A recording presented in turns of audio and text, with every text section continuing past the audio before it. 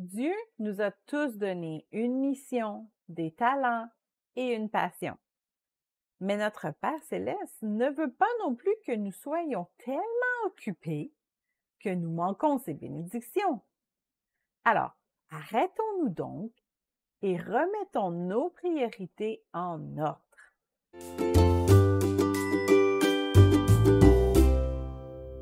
La technologie est là pour nous aider à être plus efficaces dans notre travail, pour nous aider à sauver du temps. Mais au lieu de savourer cette économie de temps, nous en profitons généralement pour entreprendre davantage de projets. Nous sommes donc, au bout du compte, encore plus débordés que nous l'étions au départ. Alors que la paresse est loin d'être une qualité, être trop occupé peut aussi être un vilain défaut. Et ça, même lorsque nos occupations sont tout à fait légitimes. C'est ce que nous enseigne l'histoire de Marthe et Marie. Comme Jésus était en chemin avec ses disciples, il entra dans un village et une femme nommée Marthe le reçut dans sa maison.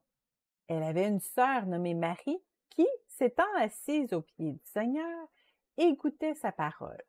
Marthe, occupée à différents soins domestiques, survint et dit: Seigneur, cela ne te fait-il rien que ma sœur me laisse seule pour servir? Dis-lui donc de m'aider. Le Seigneur lui répondit: Marthe, Marthe, tu t'inquiètes et tu t'agites pour beaucoup de choses. Une seule chose est nécessaire. Marie a choisi la bonne part qui ne lui sera point ôtée. Luc 10, 38 à 42. Ce que faisait Marthe était très important. C'est même nécessaire pour qu'il puisse souper ce soir-là. Pourtant, Jésus aurait bien aimé qu'elle prenne le temps de l'écouter, comme le faisait Marie. Ce que nous évaluons d'important ne l'est pas toujours. Il faut donc s'arrêter par moment pour réévaluer nos priorités. L'exemple de Marthe nous démontre que si nous sommes trop occupés, nous pouvons passer à côté de plusieurs révélations spirituelles qui vont changer le cours de notre existence ou notre caractère. Nous pouvons aussi passer à côté d'un partenaire potentiel en étant trop occupés. Nous pouvons bien sûr rencontrer d'autres célibataires en servant à notre Église ou en prenant des cours le soir. Mais il est important de garder un bon équilibre dans notre agenda et d'avoir du temps libre. Lorsque nous rencontrerons une personne spéciale, elle sera en droit d'accaparer une grande partie de notre agenda. Nous ne pouvons pas dire à notre partenaire de prendre rendez-vous entre 19 et 20 heures le troisième jeudi du mois.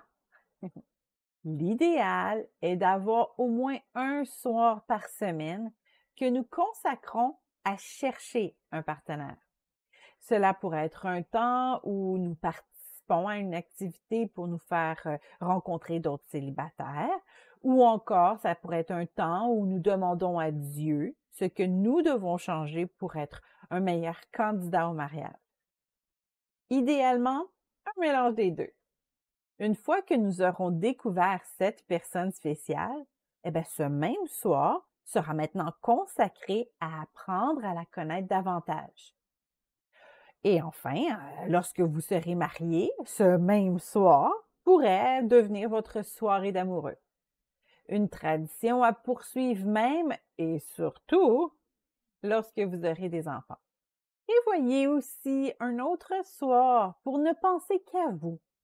Reposez-vous, faites du sport, pratiquez votre hobby, soyez créatif.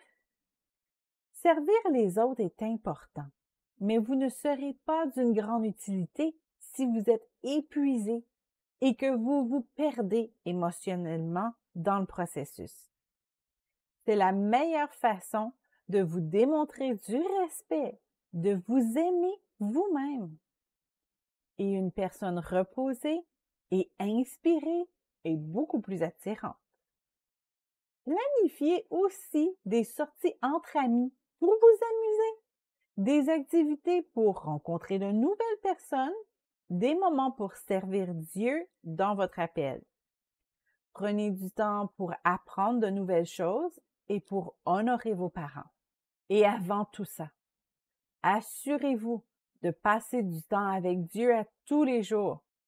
C'était le message de Jésus. Être à ses pieds, à l'écouter, est la meilleure place à être. Mieux vaut un jour dans tes parvis que 1000 ailleurs. Je préfère me tenir sur le seuil de la maison de mon Dieu plutôt que d'habiter sous les tentes de la méchanceté. Psaume 84, 10. Et nous ne parlons pas ici seulement d'aller à l'église une fois par semaine, mais bien de passer du temps chaque jour dans la présence de Dieu, par la prière ou par l'étude de la Bible. Car ainsi a parlé le Seigneur, l'Éternel, le Saint d'Israël.